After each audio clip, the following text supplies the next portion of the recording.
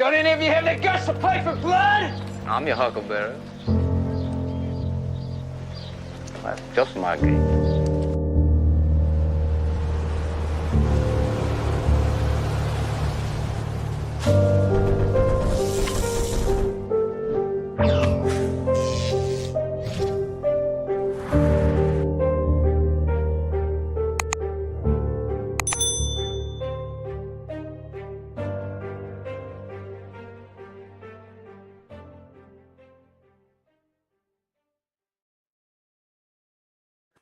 Welcome back to Myth Vision. Today, I have the honor of being joined by Dr. or Professor Markus Vinzent.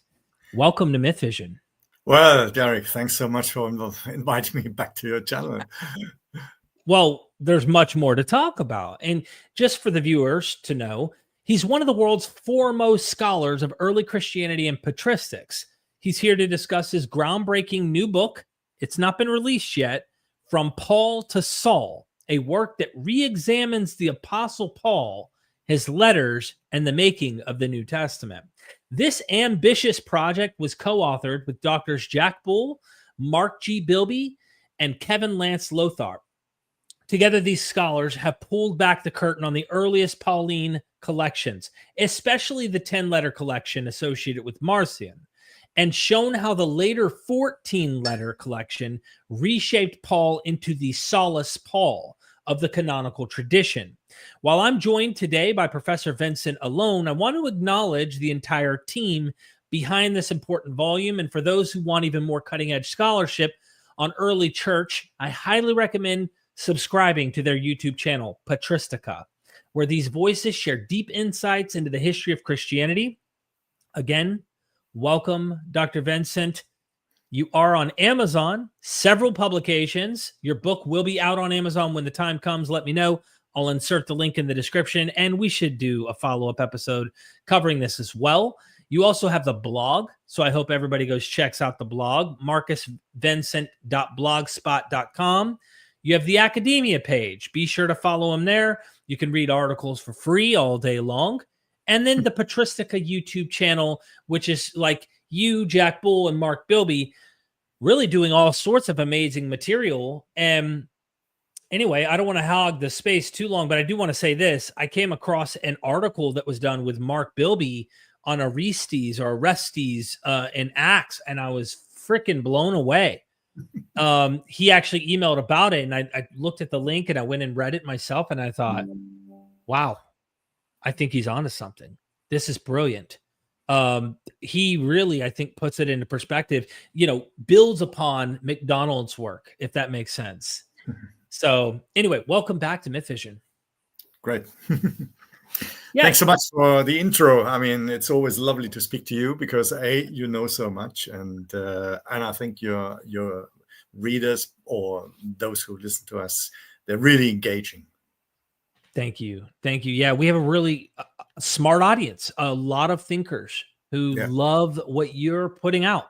Of course, scholars like you is what I'm aiming for. And so let me not waste any more time with this book. It's unfortunate it's not out yet, which we would be just plugging away. But don't worry, I promise you we're going to do a follow-up episode covering this in greater depth.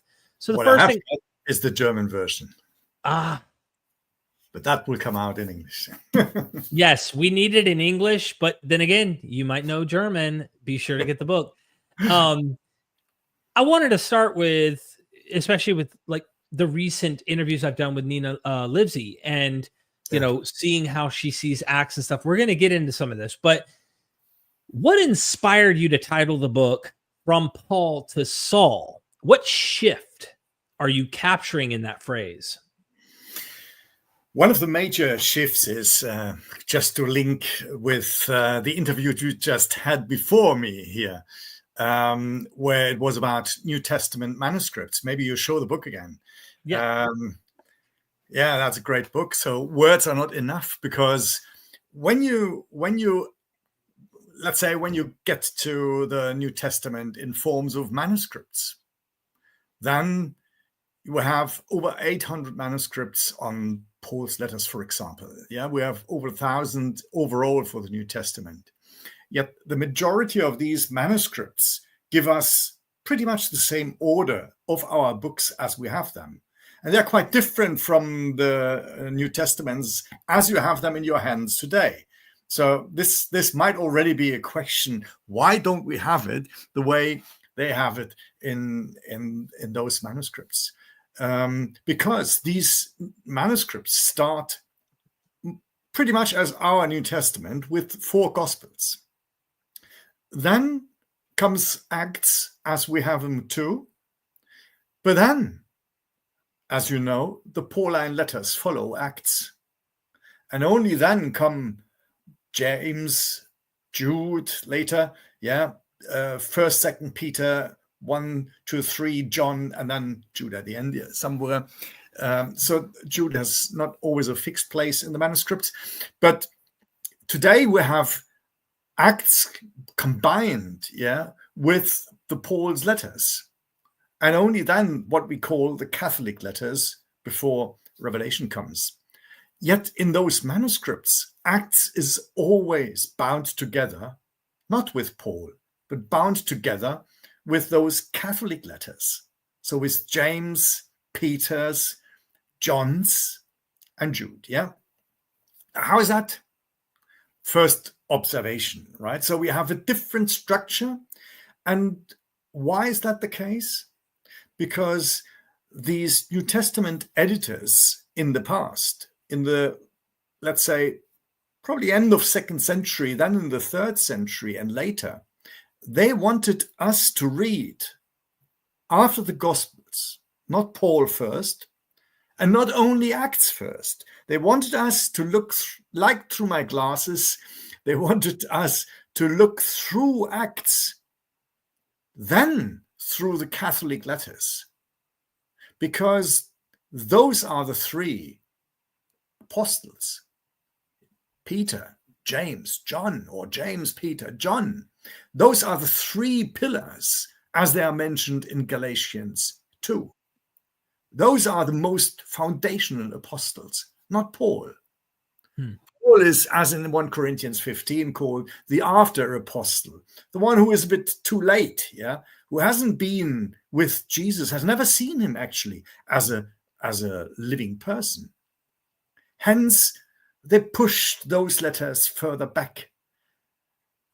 What I'm just saying is the soul which is being created in Acts is a figure of Paul that was so imbued into us through the order of these books in the manuscripts, hence through the history of the church. You only need to look at what kind of pictures do we get when we go to a museum, and we see Paul.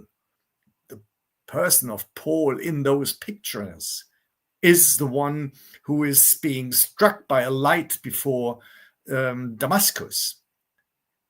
But that's a story which doesn't appear in the letters of Paul. So the picture in our minds, in our hearts, in people's lives is the kind of a soul transformed into a Paul. Now, I turned that upside down because I was interested, probably less than Nina Livesey, in the question, well, can we trust Acts or can we not trust Acts? That's another question. We might come to that a bit later. But I was first interested in the question, what happens if those letters of Paul are being pushed backwards in the New Testament? Sorry. No, you can. No. It's relevant to the question that I actually follow up was that you focus heavily on the 10-letter collection associated with Marcion as the earliest Pauline corpus. I guess a 2-pronged question is, why is it so important to revisit this collection now? And how does the Paul of the 10-letter collection differ from the Paul of the 14-letter canonical corpus? That's very important. I've started here with Acts and with the order of the books because I wanted to clarify that the 14 letters are already a remote collection of Paul. So we have in the edition of our New Testament, we have several attempts to move away the Pauline letters. The first is by placing Acts together with the Catholic epistles first as a sub-collection in our manuscripts, and to place the 14 letters at the end. A second attempt was to create a collection of 14 letters of Paul. Because what do we have? I mean, where's the difference, for example, between these 14 letters in that collection or in the sub-collection of our New Testament compared to the 10 letters that are credited to Marcion? We have, of course, as the numbers say, 4 more letters in the 14-letter collection. Now, which of these 4 are they? When you take modern scholarship, and let me just take away those more fundamentalist, uncritical New Testament scholars, but let's go with the majority opinion. The majority believes and has long believed, that the 3 so-called pastoral epistles, 1st and 2nd Timothy, and the letter to Titus, and the letter of Hebrews are not written by Paul. That's why they call it the pseudo-Paulines. Right. Hebrews never claims to be written by Paul, but 2nd and 1st Timothy and Titus do, because they say that these letters are written by Paul to Timothy or Titus. Now, the other 10 letters that are remaining are indeed 10 letters which you will find in Marcion's collection. And now when you compare those 2 collections, you can see that the canonical editors of the canonical New Testament have not only pushed back the letters after Acts and the Catholic letters, they have also added to the 10 letters of Paul 4 more letters. And all of these 4, which they have added, are pseudo-Pauline letters. Now, when you then compare a letter collection where you have 10 letters, which we call Pauline, some people say these are the authentic Pauline letters. If you take very critical scholarship, you say, well, the 7 letters of these 10 are by Paul, and 3 are being called Deutero-Paulines. Deuteros means second, so they are second-hand Pauline texts, not written by Paul himself, but in the close school by pupils of Paul. Mm-hmm. And these are, the Deutero-Paulines are Ephesians, Colossians, and 2nd Thessalonians. Now, when you compare a collection which has 10, let's say, Pauline and very close to Paul written letters, to a collection which has those 10 plus 4 forged letters, which claim to be by Paul but are pseudo-Paul, you get skeptical at face value. And you think, well, if a collection is it's more than 25% a mixed bag of forged letters and authentic letters, then you have a collection which is purely by Paul or close to Paul. Who's got the better collection?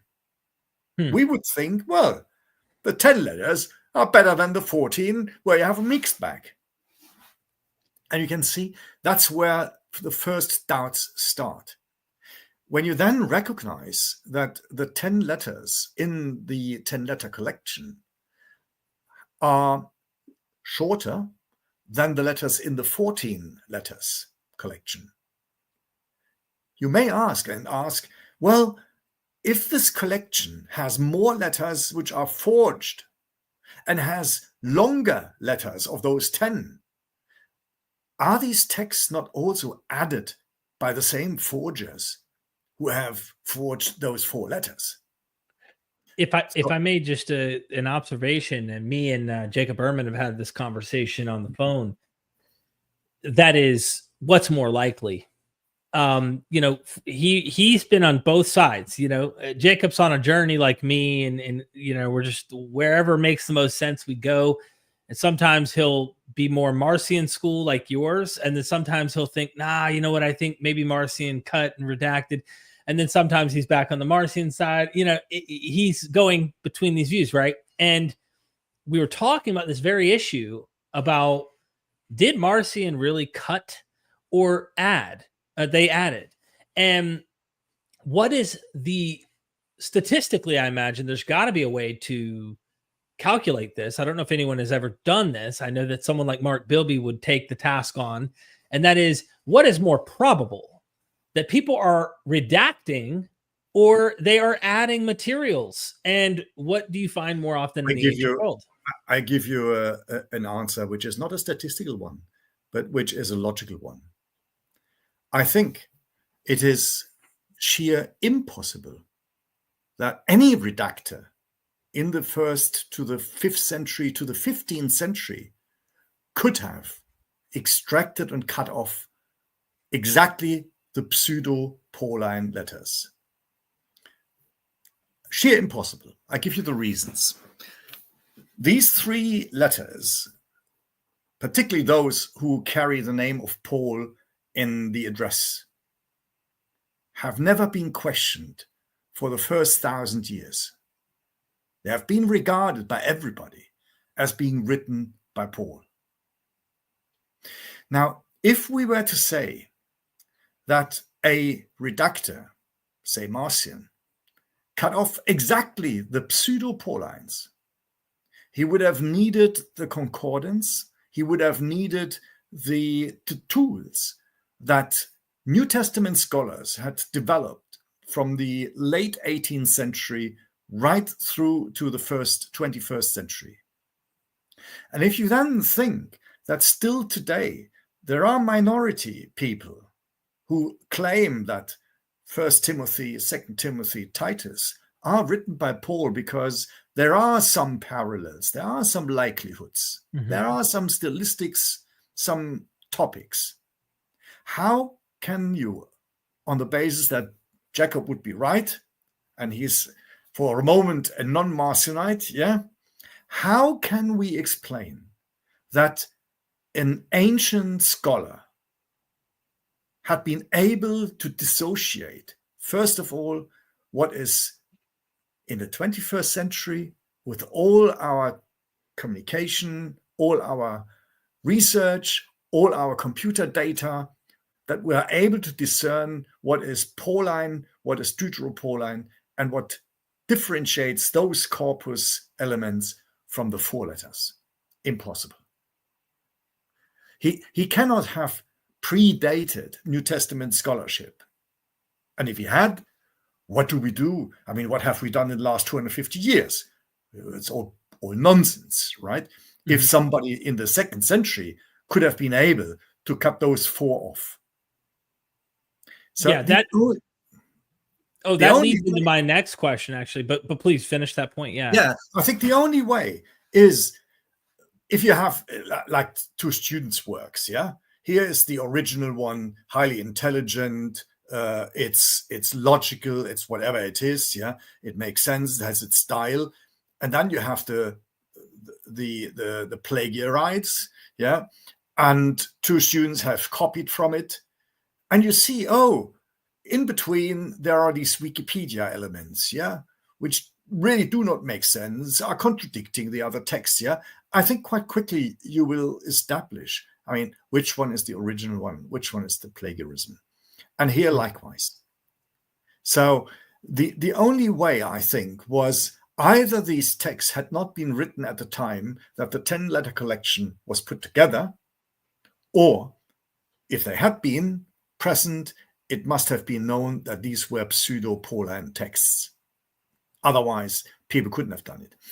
Origen, for example, or even Tertullian, sometimes dissociates texts by style. So Origen, for example, says, well, Hebrews, the Greek is actually not like in a plagiarism bad. No, the Greek, Origen says, is the best of the entire New Testament. No Paul could have written a text so stylish and so well written in Greek, because all the other letters have a different style. And then he says, maybe Barnabas, one of the students of Paul, may have written that text, or somebody else, he says. So this is the kind of mechanism that worked in the 3rd century. So again, I think give the credit to rather an expansion than a reduction, simply on that basis. That But leads in. Oh, no, come on. it leads into that. Note that themes like property, inheritance, slavery, and gender roles play a much larger role in the earlier collection. So I want to ask these kind of two. We'll come to that. We will come to the content. Okay, let me just finish why I also think there are further reasons why I think it's rather growing than being abridgment. First of all, a general observation. In antiquity, things grow, collections rather grow than they're being cut down. And that's one of the ways how a collection really makes its way to the audience. It's a bit like yours. If we were in a 10-minute show, I think you wouldn't have 10% of the people who will listen to you. Right. You have to have a certain weight. In your time or in your genre, it's time. Yeah. If you do a show of an hour, great, fantastic. But you have got an audience who can stand with you for 1.5 hours, sometimes for 2 hours, because the attraction is there and there is a weight behind it. Second element, we not only have those 4 pastoral letters which are standing out, we have also these Deuteropaulines, so the second-handed Pauline letters.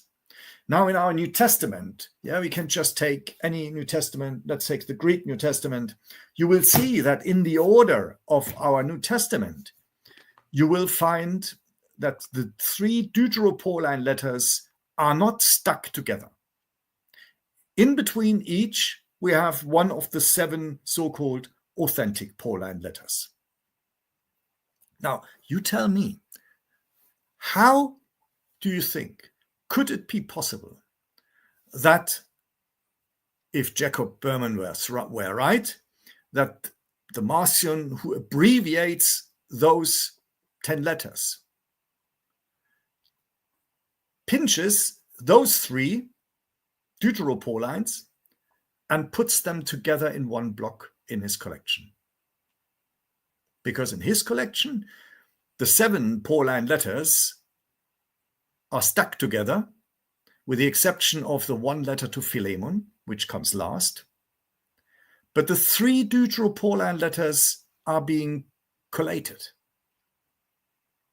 Again, this chap must have been a New Testament scholar of the 19th, 20th, or 21st century, to have not only the sensibility to cut out 4 pseudo-Pauline letters, but also to have the nose or the eye to dig out the 3 Deuteropaulines, to get them out and stick them together. Again, I tell you, it's on sheer logic and historical reasoning impossible. But it is explicable that somebody who has these 10 letters in that collection in front of him knows about the origin of the 3 letters as a collection. And by reworking it, not only places the 4 new letters towards the end of the collection, but also intersperses the 3 letters, each with what they believed is an authentic letter, so that we get a collection which sounds like a collection that's always been together. And one further element is so interesting. How would you make or give the impression that the 4 forged letters have been original letters? Well, you only need to ask yourself, why are those 3 letters, the pastorals, written to Titus and 2 to Timothy?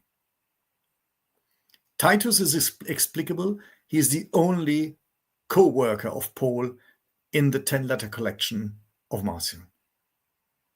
So if you write a forged letter, you better write it to somebody who is known already to the readers.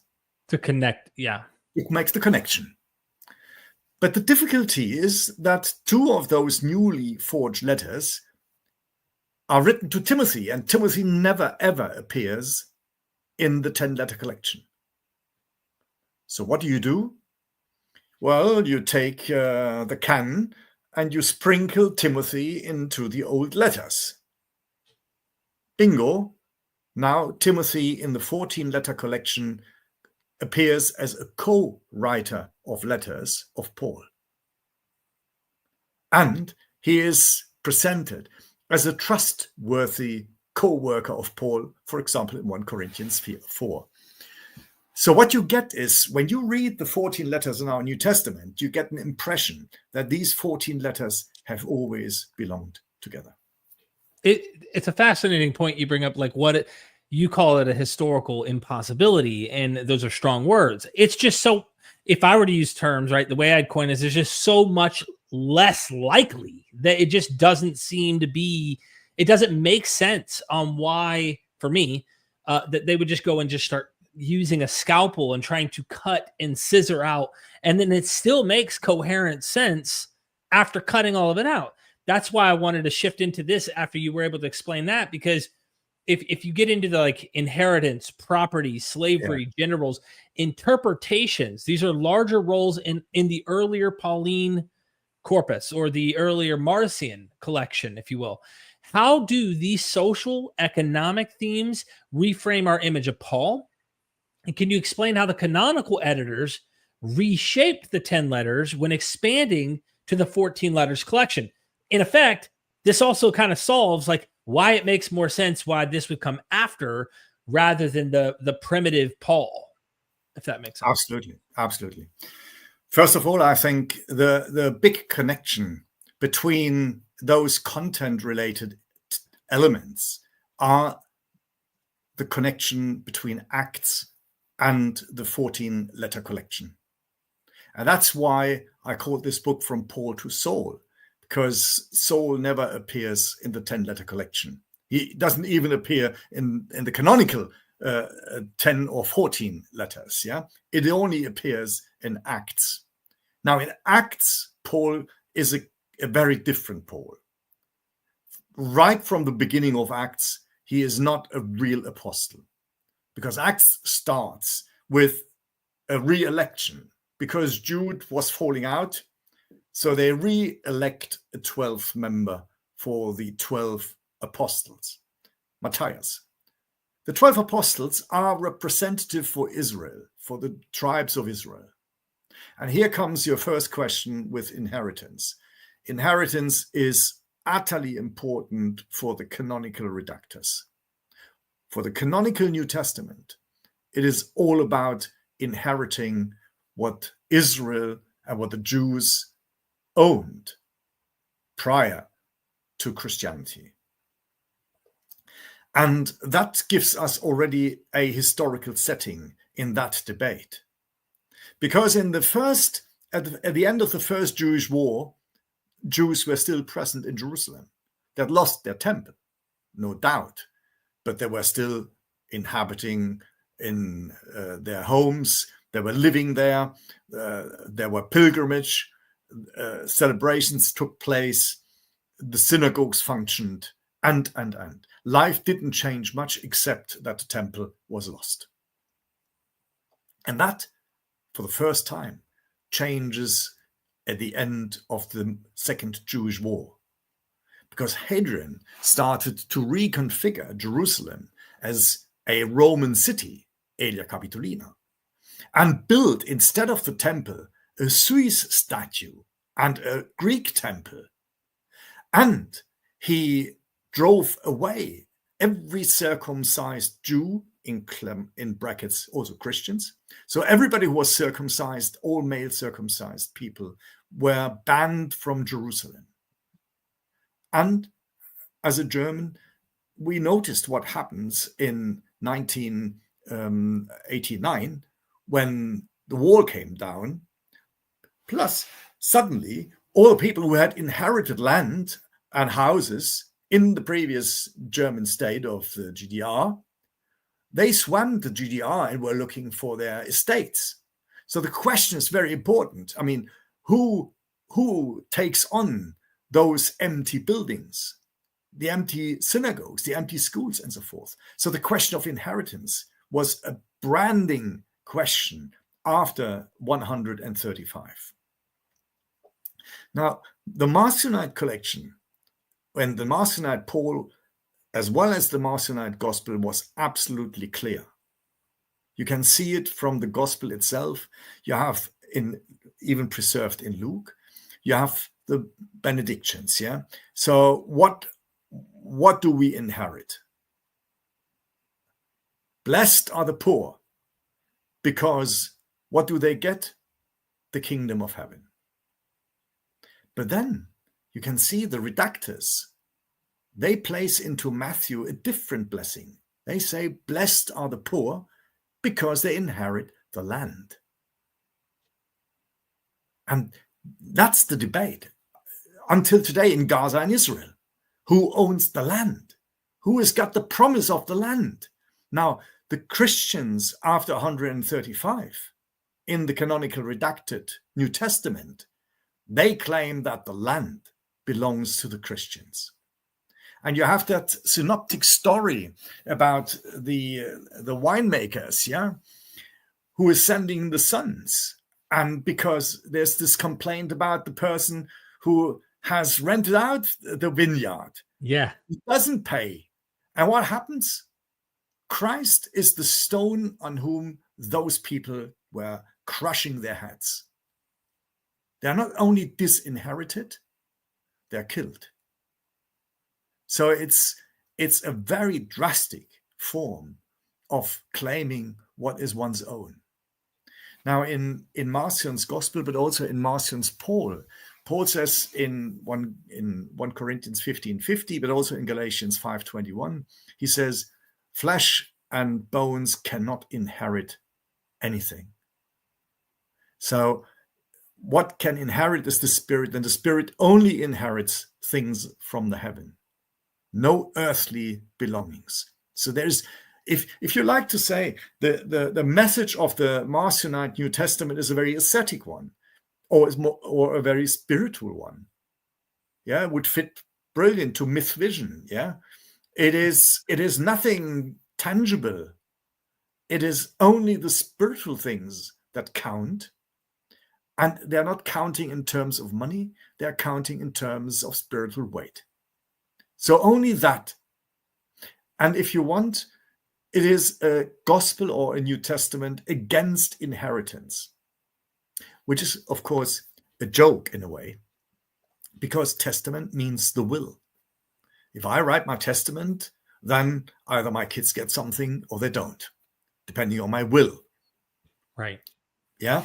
So here we have got the title, and that's why Marcion is the one who coined this title, if we follow Wolfram Kinsey's observations, and I think I've even added to those observations. Because whenever the term New Testament is being mentioned in the 2nd century, even in the early 3rd century, so including Irenaeus, including Tertullian and others, it solely means Marcion's New Testament. And it is a New Testament, so a new will.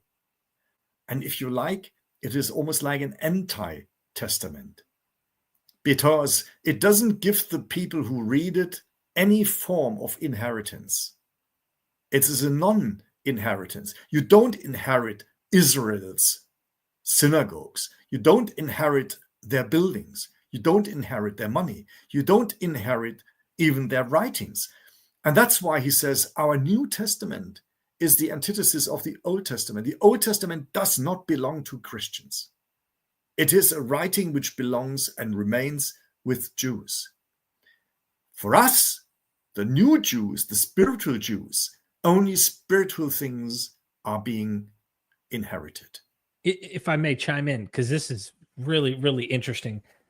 Man. So Marcion, I've heard it said that some think that Marcion could not have been part of the scribal activity behind Paul's letters, because they read Marcion as if he actually fundamentally disagrees with the theology of the Pauline letters that he has, the 10, not through and through. But his version of God, things like that, make them think that actually he didn't write these or wasn't part of the initial development of those 10 letters we call Paul in his collection.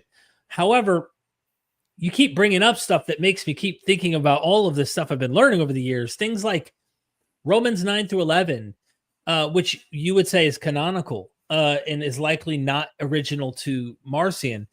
He gives this like cry at the beginning of Romans 9 of like, my brethren, my kinsmen, according to the flesh, what I would do if you guys could just, but clearly there is a stumbling block. There is a blindness, a hardness that has come upon the Jews. And then he goes into explain using the analogy of scripture to say, you know, Pharaoh's eyes were closed, but it's all God's will. And then what happens? He then has to make a very interesting theological point, quote mining his Pesher style, if you will, whoever this author is, quote mine scripture to give reason for why the inheritance, which was meant in Romans 9 at the beginning, verse 5, for Israel. He now has to explain why this inheritance is now being grafted or given to Gentiles. But now if you factor in that this interpretation of inheritance isn't land necessarily, unless you're saying that canonical Christians in the name of Paul are saying actually, no, this land is Christian land and the Gentiles are fulfilling that. And it's not a spiritual thing. Is that what you're saying? This is exactly what I'm saying. Yeah. Okay. And wow. And you can see that those claims that Marcion could never have written those Pauline letters, this is absolutely true for the canonical stuff, right? The canonical 14 letters, he could never, ever.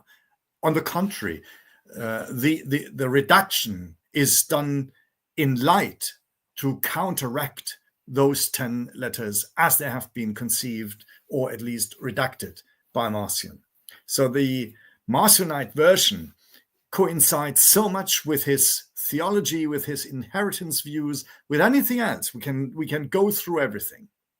That this is a form of Paul which has been either original, then he hasn't done anything to it, but then Paul is more than likely to be a pre-Marcion, yeah?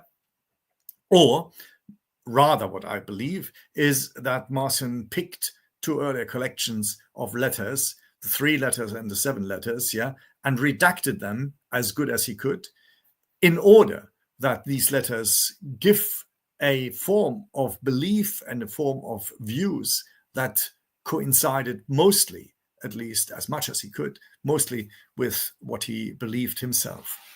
And this is one of the reasons why Romans 9 to 11, there are probably 2 or 3 verses of these 3 chapters which remained or which were at the basis of these 3 chapters, which belong to Marcion's collection. The rest is added. And you can see what is being added, as Sanders says, doesn't make always really sense. Paul Sanders, who really admires Paul, writes this great book about Paul, but he says about the reasoning you've just given, right? This is the weakest part of Paul. I didn't want to use those words, but but he says so. He says it's miserable. Yeah. For example, this grammatical argument that he makes in those chapters where he says, oh, but God has said not to the plural, in the plural sense of sons, but just to this son, to one semen he has given. Oh, that's Galatians. Yeah. Gosh, it's also in the Romans. Yeah. So it's hinted in Romans too. Yeah. So it's just one. And that's why it's only Christ and not the Jews across the board. Right. I mean, who can even the way he forces a strange argument to introduce the Gentiles here. Yeah. And then it's a weird ending that, like, there's been, like, I'm sure you know, there's like 4 or 5 interpretations where academics like, and then when the fullness of the Gentiles comes in, all Israel will be saved. Yeah. What does that even mean? And I tend to think whoever this redactor is has in mind, all right, once all the Gentiles are collected, whatever that number, we don't have a number, but it's imaginative by the author's hand that there's a certain amount of people, then those hard, stiff-necked, rebellious Jews who saw Christ as a stumbling block will then come to the realization of the truth at the very end. Yeah, at the very It's kind of a reversal of the Hebrew Bible in a way, because the Hebrew Bible describes in the end, the nations will grab the coattails of Jews and they will say, hey, lead us to the holy mountain, teach us the law, teach us the ways. This flips it, and it has to then say, you know, in the end, the Gentiles get their share, and then, well, we'll deal with you guys at the end. You're hard-headed and you aren't listening. Anyway, sorry. Probably even Marcion has given a stepping stone for this kind of a reversal, because his Pauline idea is being that this Christ already now, has made Jews and Christians and pagans and everybody, right, one body right now. Right. And that's one of the reasons. I mean, he has this other marvelous example of the wineskins, and he says, well, one shouldn't pour new wine into old wineskins. So Christianity doesn't work within the wineskins of the Jews. It doesn't work. Despite the fact that I think he comes from a Jewish background himself, but he is a type of, as if Tertullian is right and Harnack too, then he comes from a proselyte background. So he must have made the experience that new ideas do not fit the old tradition, which goes against the grain of the time, where presbyteron, Creighton, the old things are better. That was the standard. But he goes against that. And that's why he calls the Testament a New Testament, a novel testament. But then the wineskins, he carries on. He says, but if you put new wine into new wineskins, both, he says, will be preserved. Which means the new wineskins and the new wine will be preserved. But the flip side is true too. The old wineskins with the old wine is also going to be preserved. So Israel isn't got to lose what it has.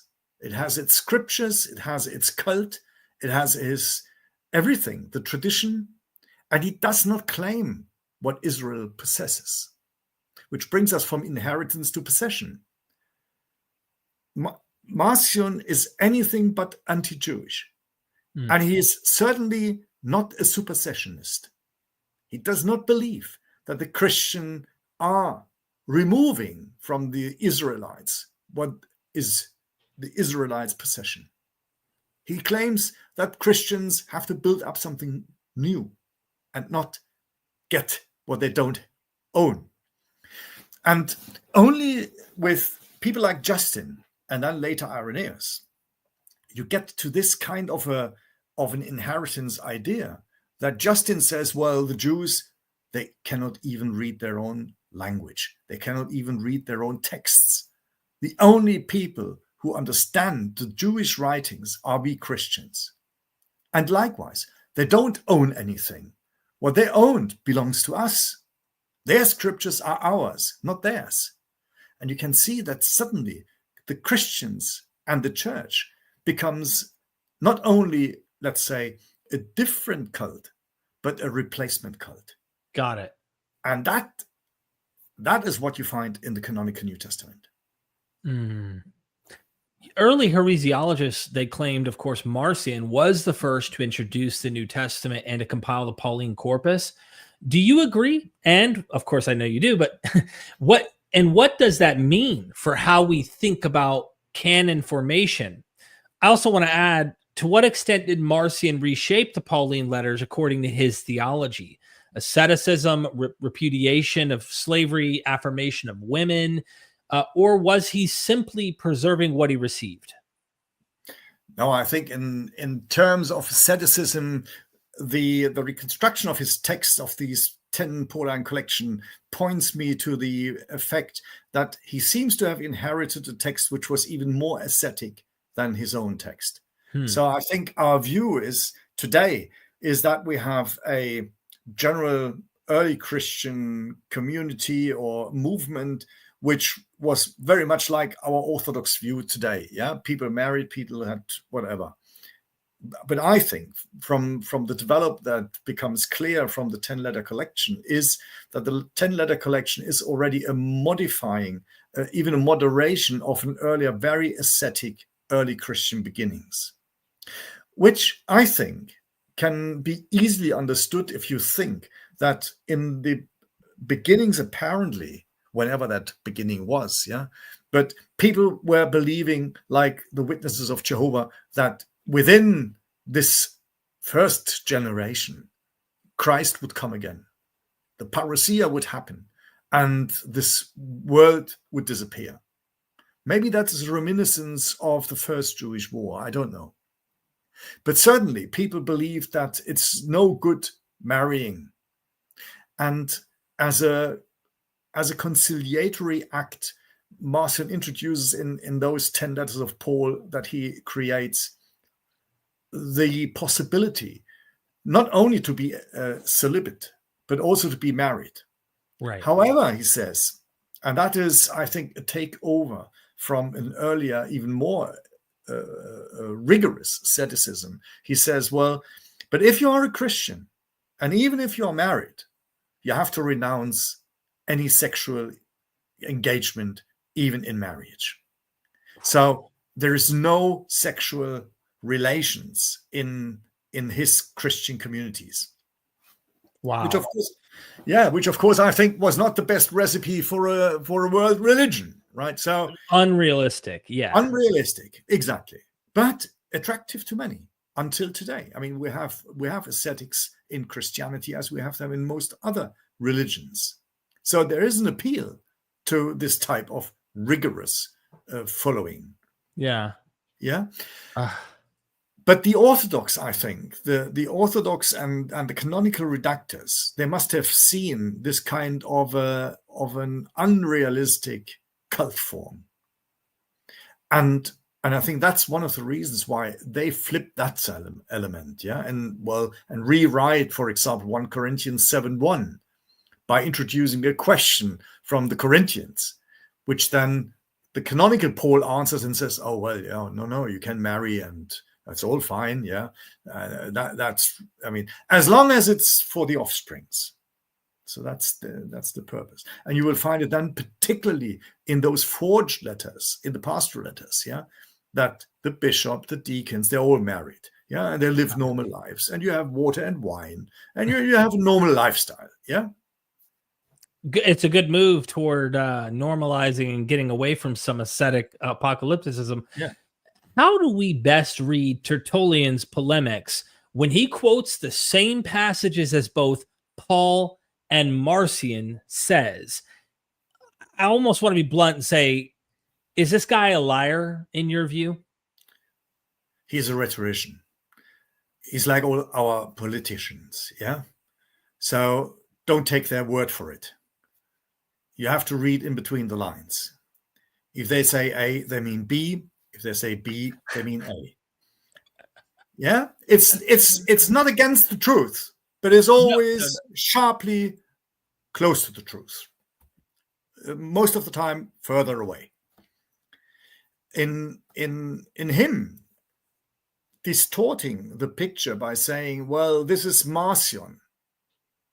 In fact, when you read Tertullian's commentary, throughout the text, he usually never calls it Marcion says.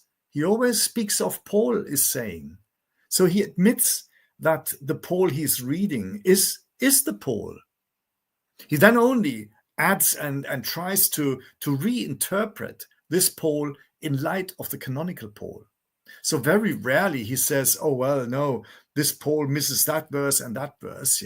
Most of the time he takes the text and he doesn't say, well, this is not what Paul says, but he says, well, no, but we have to read it in light of the prophets, in light of Genesis, in light of Leviticus, in light of whatever. So he comes to this Pauline collection, and you can see he's not a liar. He's not saying that's Marcion's words, but he says, well, we have to reinterpret. We can't take the interpretation that Marcion gives, but in effect, he admits that this collection is a serious collection. And how serious this collection is, you can see that before Irenaeus, nobody ever claims that this letter collection by Marcion is not Paul's letter collection. They all make use of Paul. Many make use of Paul. Polycarp makes use of Paul. One Clement makes use of Paul. Nobody of those people know of the collection. And if they do, they haven't got a sense of a distinct version. Irenaeus is the first to make that strong case that we have an abbreviator of Paul. But that's at the end of the 2nd century.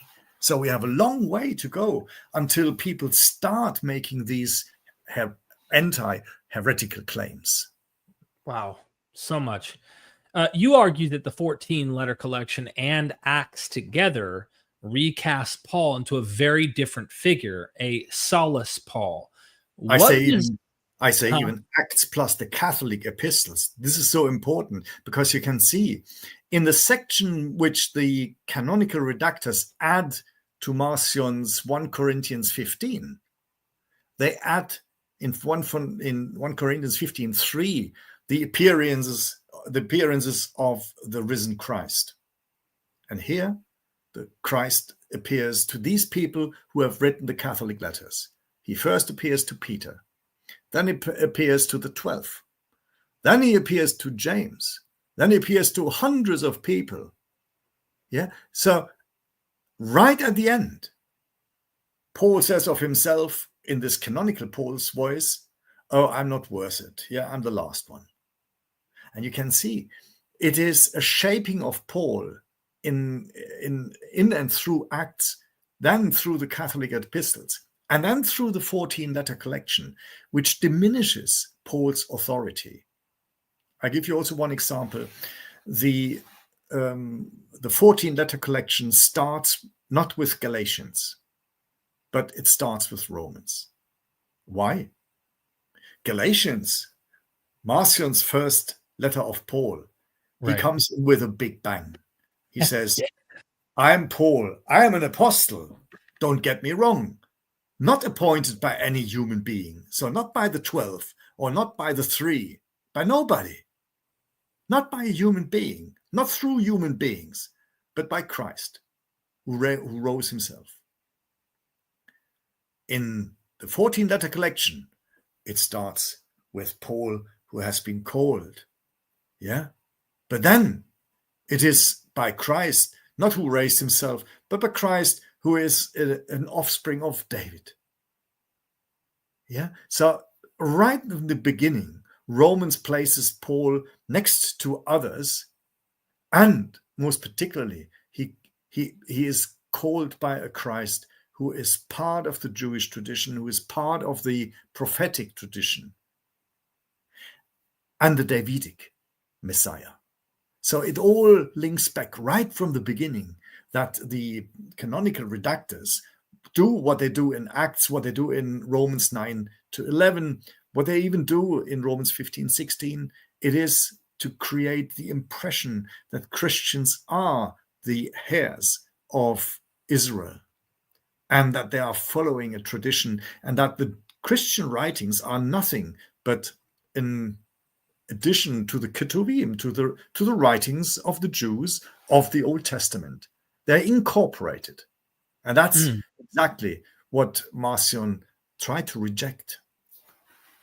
So the Solus Paulus, you're saying, was a canonical formation that is, in a sense, Judaizing the cult in some way. And not that they're going, you know what I mean? Like, I would say anti-Judaism then.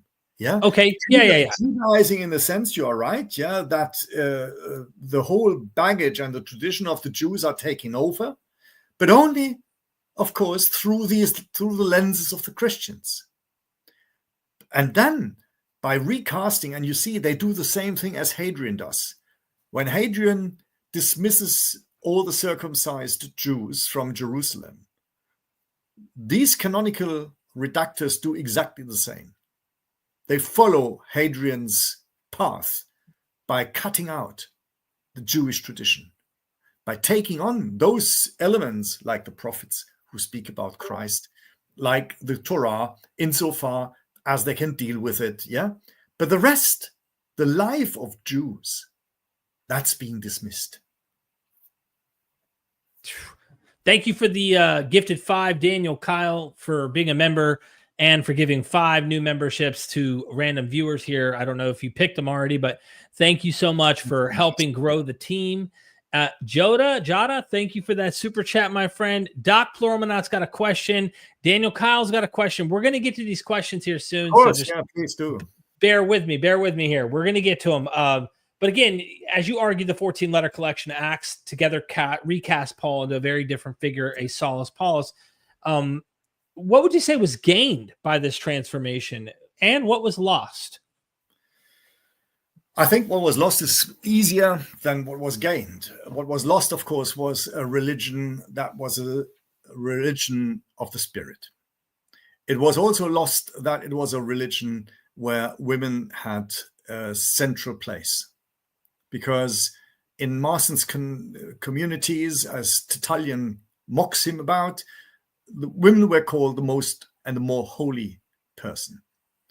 And you can see it throughout. When you read, for example, 1 Corinthians 14, Marcion makes or gives 2 examples of things which in his community should no longer take place compared to what the Torah and the prophets say.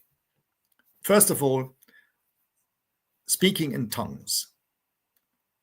The people who might love speaking in tongues will be disappointed, but in the earlier Paul that we reconstructed here, you can see that Paul admits speaking in tongues for the private sector, so for the house. But he says in the community, speaking of tongues is nonsensical. It's like playing a guitar without notes. It's like singing something which people hate or people don't understand. It's like talking here on the channel. When I now start talking in tongues, everybody can get away with whatever they want, but there is no sense behind it unless there's a translator.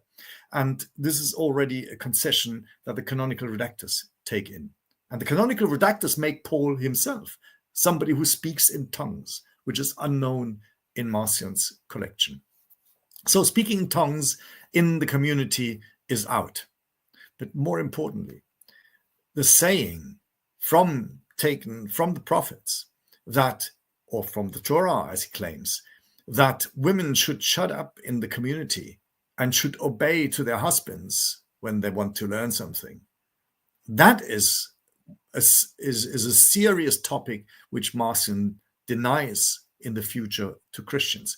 That's something, he says, which can stay with Torah and with Jews in their communities, but which is no longer valued in our community. Now, the canonical redactors, they take out these 2 verses and place them in different places. In 5 of our 800 manuscripts in Paul, they stick it, and I think that's the first move, they cut it out and stick it at the end of chapter 14.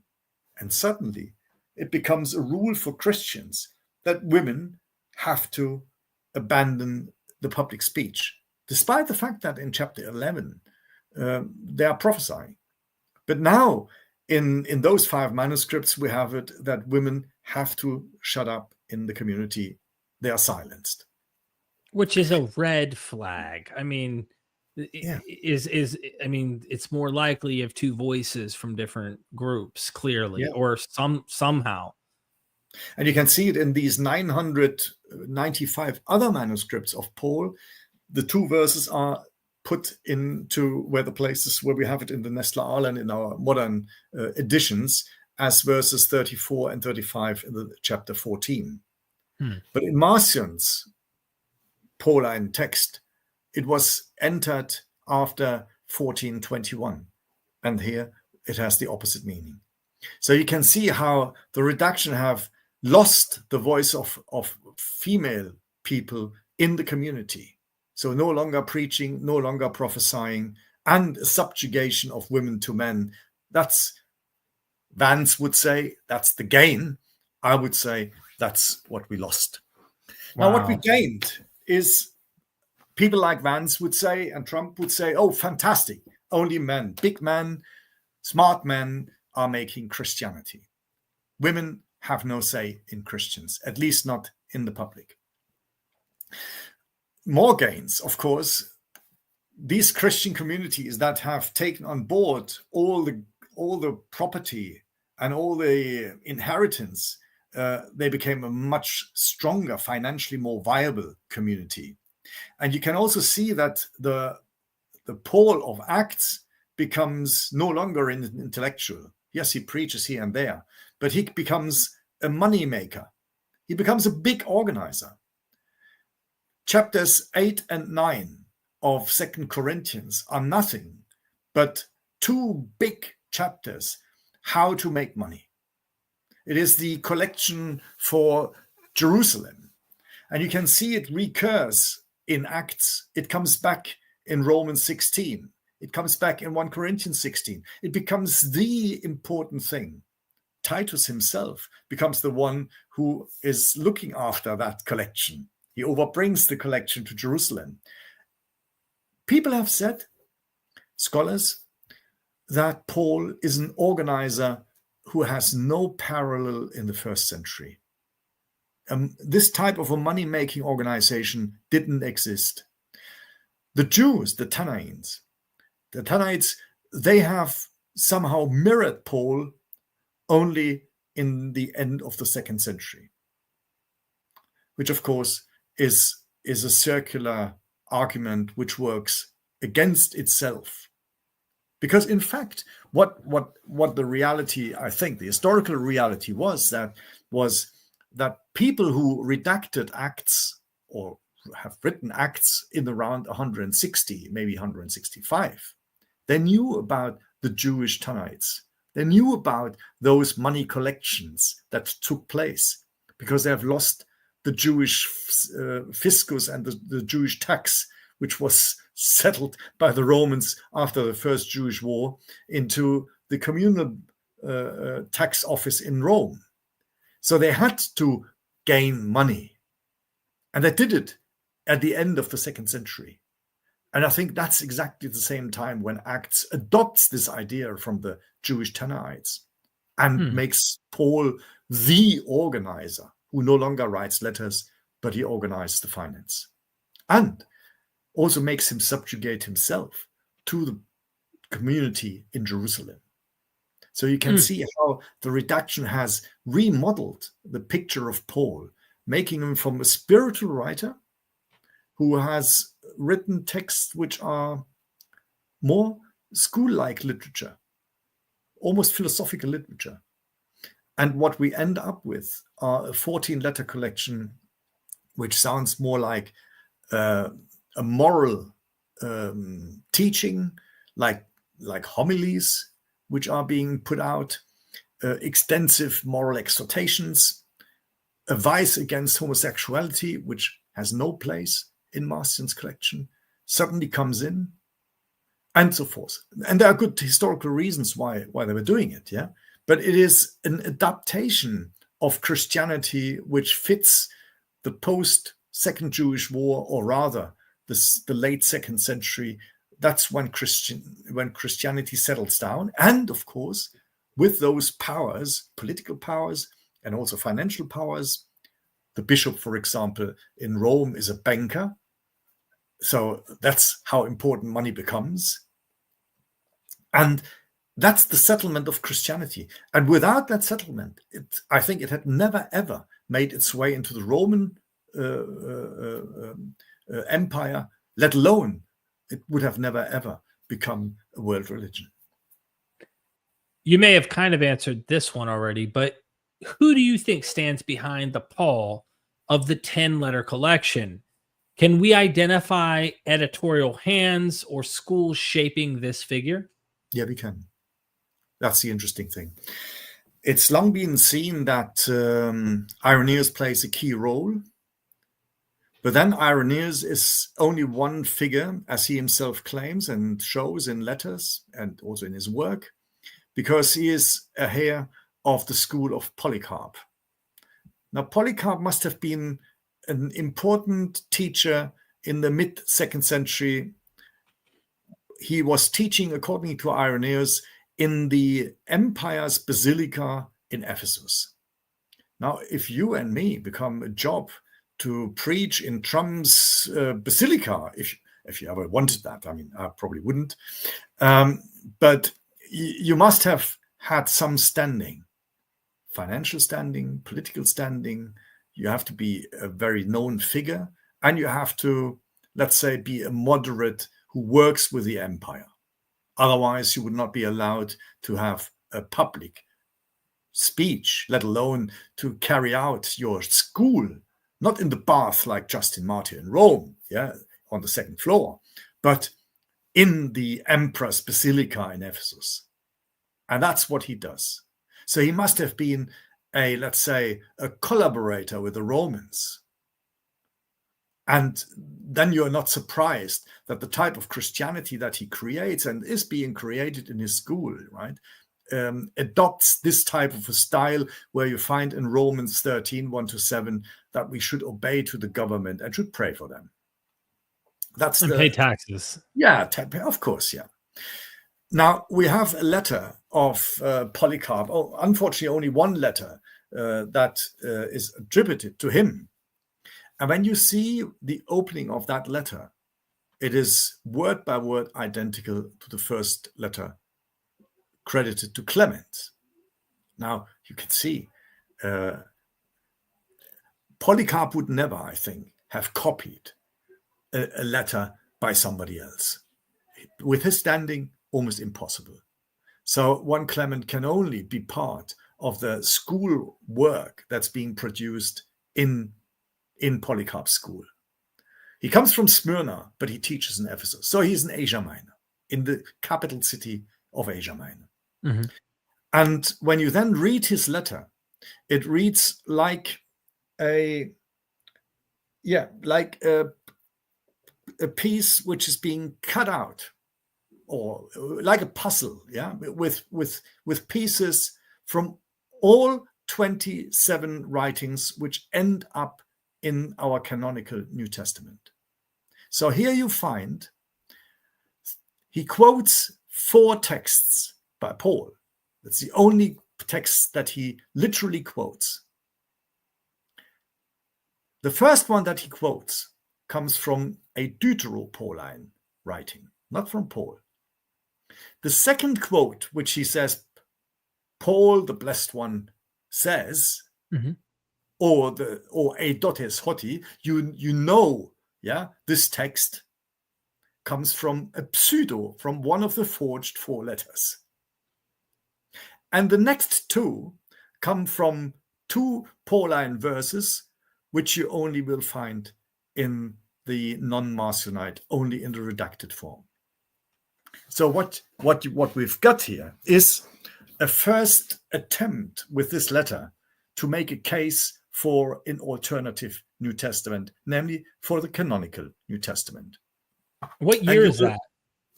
That is in the 160s. Yeah, he must have no longer been a teacher, because it's a letter where he presents himself as a presbyter. So he's a community leader in the meantime. It is that he has been martyred. That's at least what Eusebius gives us in the year 167, maybe 168, in the times of Mark Aurel, the emperor. Gotcha. So his letter comes late, let's say sometime in the 160s. And hence, Irenaeus writes just a few years later his Against the Heresies, where he exactly makes use of all these writings. If we extract what he presents us in the books 3-5, we can see that he alludes to or quotes from these 27 books that we have in the New Testament from about 22. But the 27 you will find already in Polycarp's letter to the Philippians.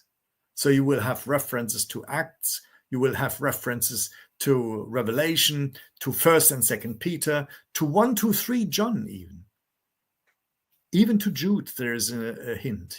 So what we've got is we can identify, I think, the community and the school where our canonical New Testament has been produced. And that's not a surprise that then the first propagator of the New Testament with the 4 Gospels and those writings is Irenaeus. And the very first quotes that he presents us in Adversus Hereses, and against the heresies, are two quotes, just like his teacher, who do not derive from the 7 authentic or quote authentic Pauline letters, but from the Deutero and the pseudo-Pauline texts.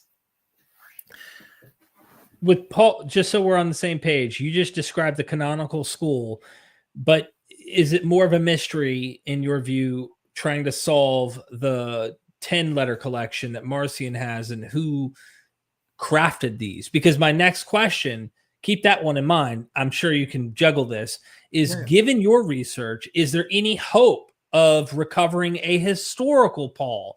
Or are we always dealing with a literary Paul preserved only in collected form? So it's like, who wrote it? What is the school behind the original? If we're granting these 10 or earlier, which it seems they are, then who's behind that school? Who wrote these letters saying they're Paul? Do you think this goes back to a Paul? Can we ever recover a guy named Paul? Is there a historical Paul? Is there not a historical? You see what I'm doing? Of course. I mean, this is the first question usually I'm always asked. I saved it best for last. No, I'm just kidding. What I discovered in doing, together with the team, in doing this reconstruction was that the 10 letters go back themselves to already 2 earlier existing collections.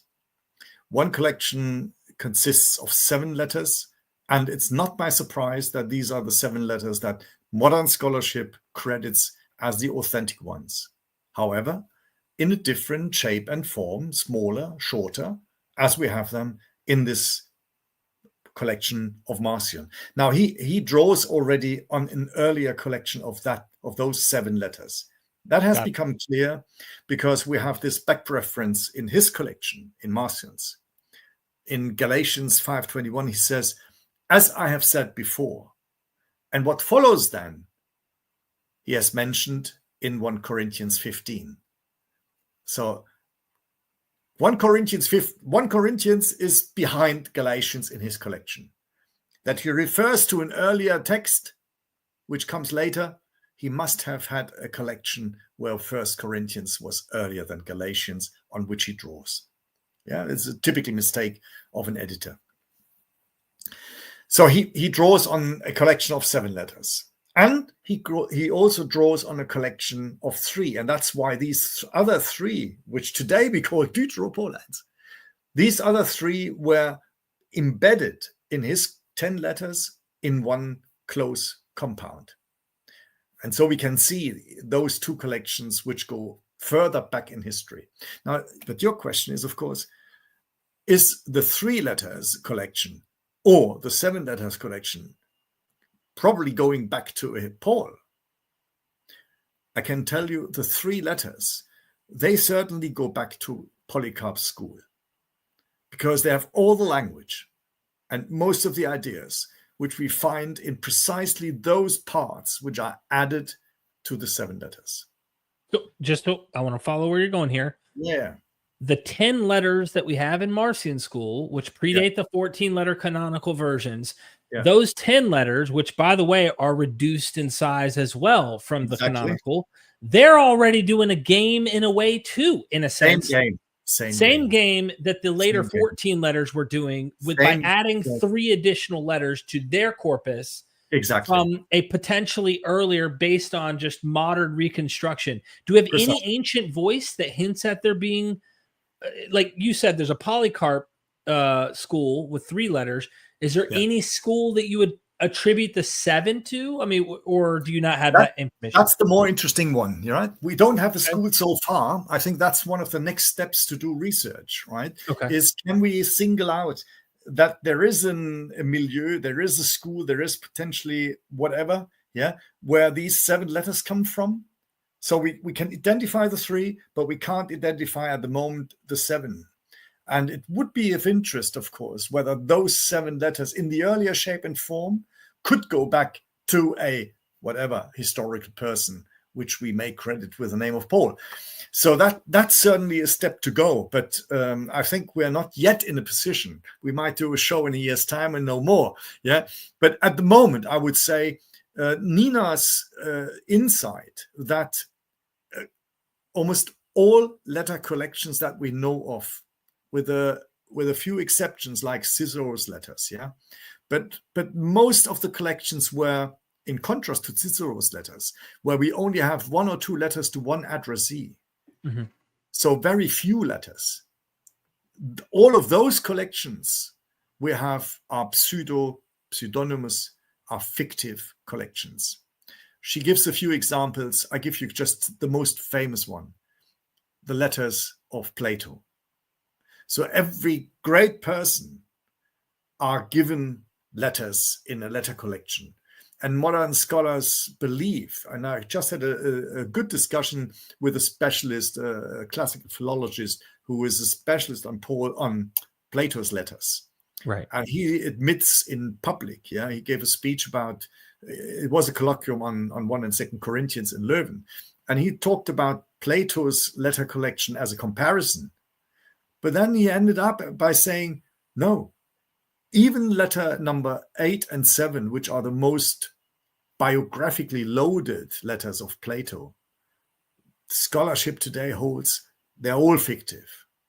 It's a fictional collection.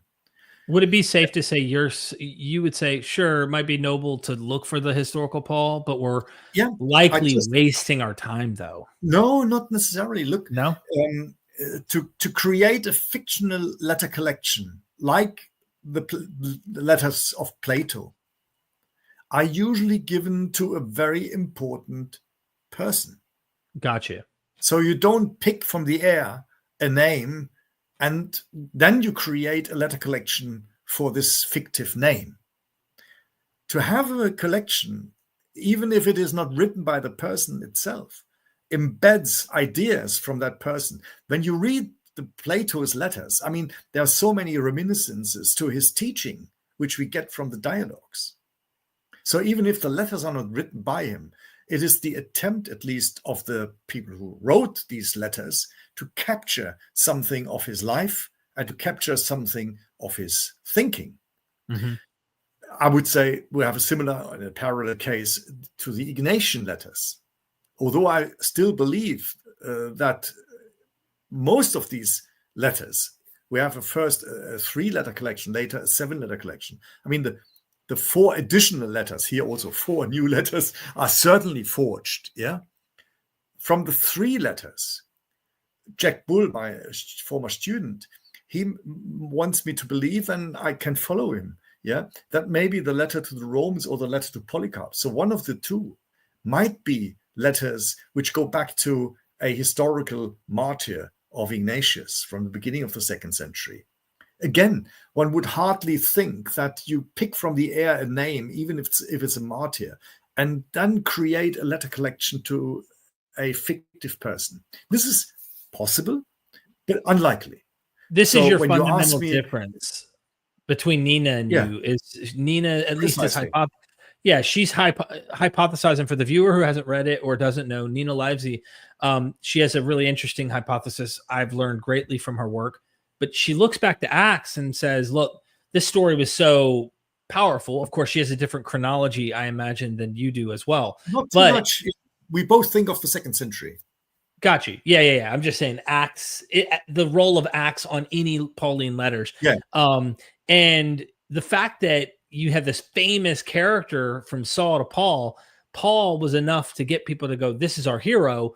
And so there are these fictional letters in the name of a fictional character, which they may have read by the time the letters are there or understood by the time the letters are being written as a real guy, a real hero in the early church.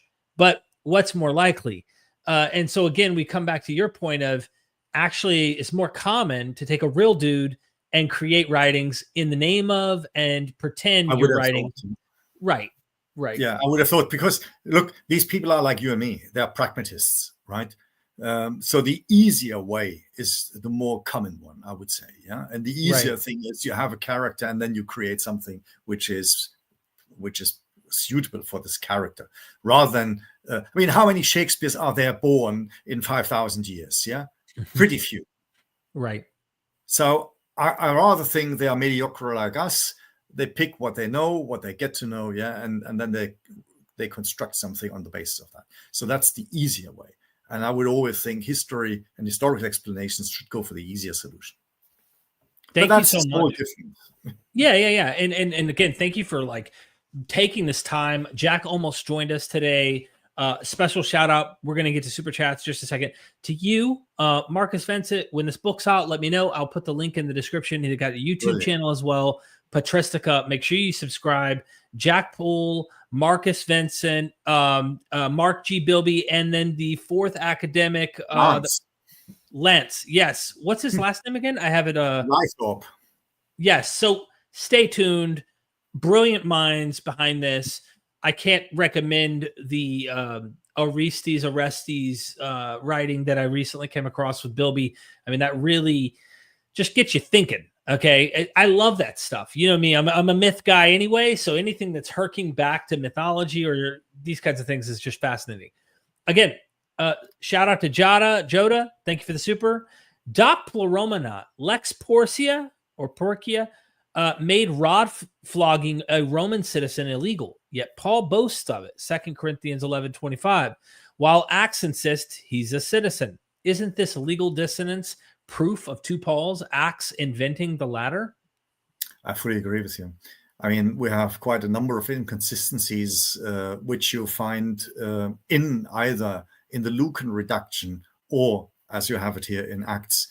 It's quite interesting when you, for example, read Beauvon, François Beauvon, a Swiss scholar who has written a large commentary in several volumes on Luke.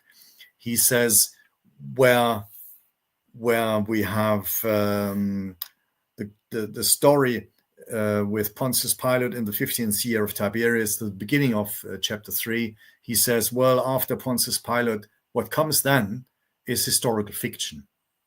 And is it a surprise that exactly where Marcion's gospel breaks off and has no text, the canonical text is what Beauvon calls historical fiction. And that's the same thing as here. So unfortunately, we have those historical redactors of the late 2nd century that want to make claims about the 1st century and get it so often wrong. Thank you, Doc. I love you, man. Thank you for the super chat. Daniel Kyle handing out free salvation.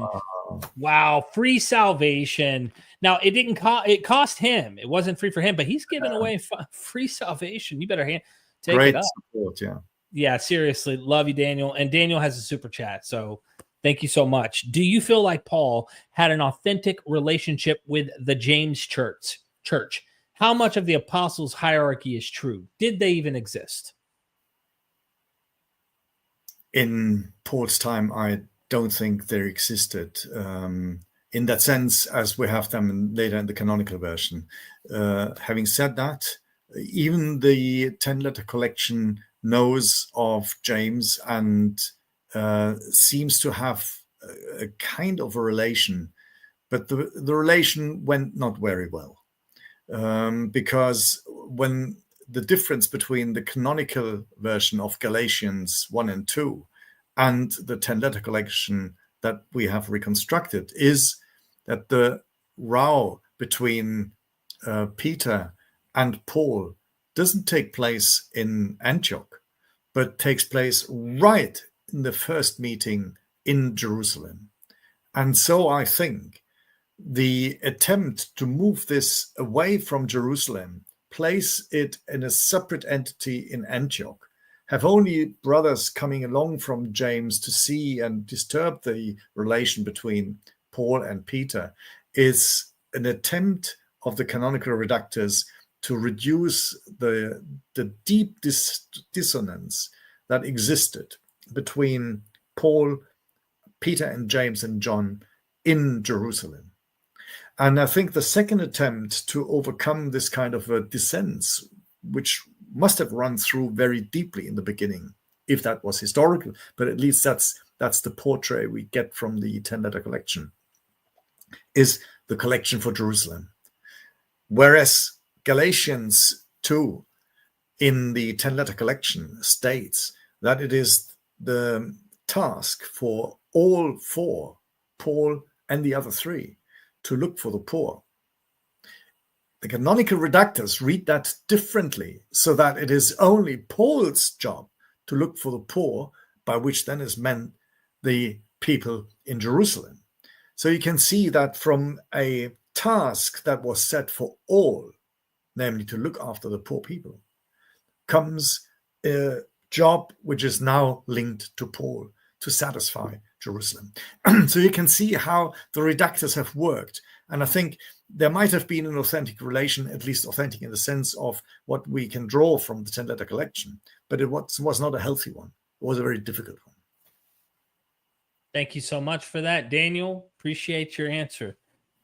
Doc Pleromenot again. Barnabas is called an apostle in Galatians 2, even outranking Paul, yet Acts rewrites him as junior partner. Isn't this Polycarp Irenaeus redaction erasing Barnabas to craft a safer Catholic Paul? Indeed. And you can see between and with this kind of an inconsistency, both on the canonical level. That is why I believe, together with the team, and I think we can establish even pretty securely that we have not only to deal with one canonical redaction, but actually with two. We have a first redaction, like in Galatians 2, where Barnabas is being placed to outrank Paul. Yeah. And we have another one in Acts, which is then even further diminishing people like Barnabas now. They get an entire life story in Acts. And we can see how these different redactions sometimes contradict each other. So I guess, no, it's not a guess. I think it is based on the data we have. It's that in the first redaction, which must have been taken place early after the Second Jewish War, we have the 7 plus the 3 letters, which are first of all redacted by Marcion. So this forms the 10-letter collection. But then the 10-letter collection must have gone back to the canonical editors, to the people where Marcion got his 3 letters from. And that's why these 3 letters are only slightly reworked by the canonical editors, because it was their original text anyway. But the 7 letters, they get a substantial reduction already. So like chapters 9 to 11 are added, chapter 4 is added, chapter 6 in Romans. So 5 big chapters in Romans have been edited and added to Romans. Not yet chapters 15 and 16, because nobody before Irenaeus and Polycarp know about these chapters. So we have this kind of a first canonical redaction of Paul. At the same time, Marcion's gospel is being redacted and ends up with 4 different versions, the one we later know as canonical gospels.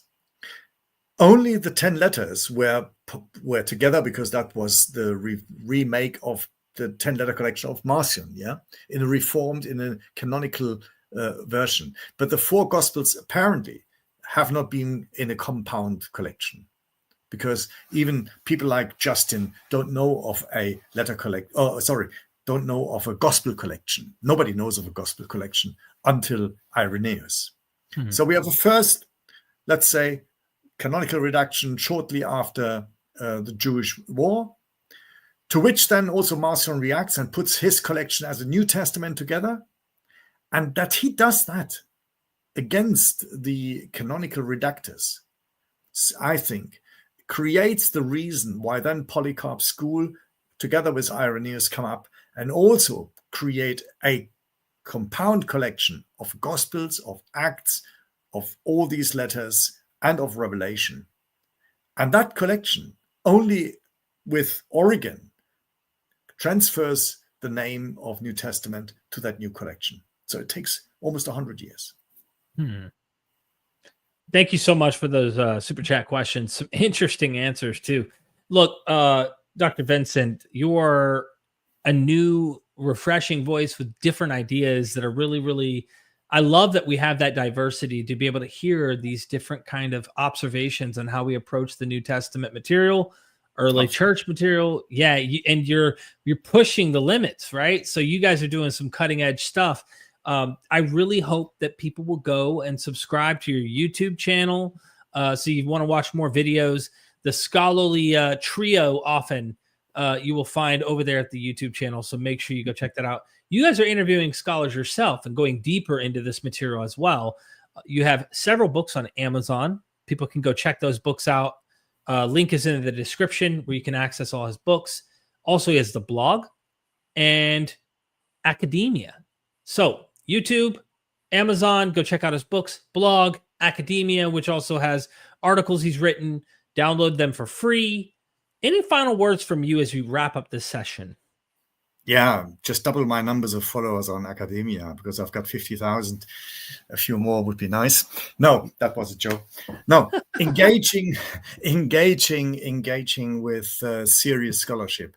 We, as Derek has said, we are going to publish this one volume in English next year. But at the end of this month, which is pretty soon, we will have 3 more volumes, and this is the textual reconstruction with an introduction of about 850 pages, which is going to be published. And as we speak, we are translating at the moment these 3 volumes, so that these 3 volumes with the introduction, which is then a scholarly introduction, together with the reconstructed Greek text and an English translation, is going to be published also next year with Peters in Leuven. But wow. Mark Bilby has now put together, and Derek will be able to put it into the subscription here, already a forerunner. So we will publish with Mark as the main editor at this time, and the rest are the minor ones. The English translation of the reconstructed 10-letter collection of the Apostles of Paul. I think in the next days, probably next week or the week after, you will be able to download on Amazon and wherever. You can buy the book and you can see with your own hands, with a short introduction, those 10 letters as we have seriously reconstructed these texts. So you can make up your own mind. You can compare it to the canonical Paul, which is also part of that publication. So you really have in hands the texts themselves, and you can see what canonical redactors have done to the text. Or you can be of the opinion, no, it's Marcion who has cut down on this text. But I think I give you an example. Jan Bremer, one of the leading scholars on religious studies, once he has read the 2 texts side by side, he sent me an email back and said, Markus, I now believe this Paul is the earlier Paul. He's brilliant, by the way. I use him all the time. I love his work. I mean, I love all you guys' works. I mean, look, I just want more and more people to come across considering what you're putting out here. And again, do you go in this next book, the brief introduction, explaining how you've determined? Yeah, I mean, precisely. Without getting into every nut and bolt. But no. Here it's a short way. So it's really a book written for non-specialists, and you always have to do the breadth, right? So the 3 books, reconstruction, are for scholars. The 1 book can be read by any non-specialist, but then we have the reduced version for those people who don't have too much time and would like to have an insight in these very important texts. Yeah, because in my mind, I'm going to want to read the truncated version. We'll need to do a follow-up episode on this and dive into the generic, easy to understand version. But for me, I would seriously, without knowing the languages, I haven't got the languages under my belt. And eventually, when I hopefully get some of the languages under my belt, we can get even deeper in the weeds. But this I would be, This is plain English. So yeah. I'm just thinking in my head, even as even as someone who doesn't know the languages, I would still then go, how did you determine this? What makes this, and stuff. So I have all these questions. Fantastic. Yeah. But yeah, thank you so much for your time. Again, let's do this again. As always. Yeah. Ladies and gentlemen, get the books, subscribe to their YouTube channel, and never, ever, ever, ever forget, we are Myth Vision. Son, do you want to know what the truth is? After this, there's no turning back. You take the blue pill and you wake up in your bed and believe whatever you want to. You take the red pill and you stay in Wonderland, and I show you just how deep the rabbit hole goes. Remember, all I'm offering is the truth, nothing more.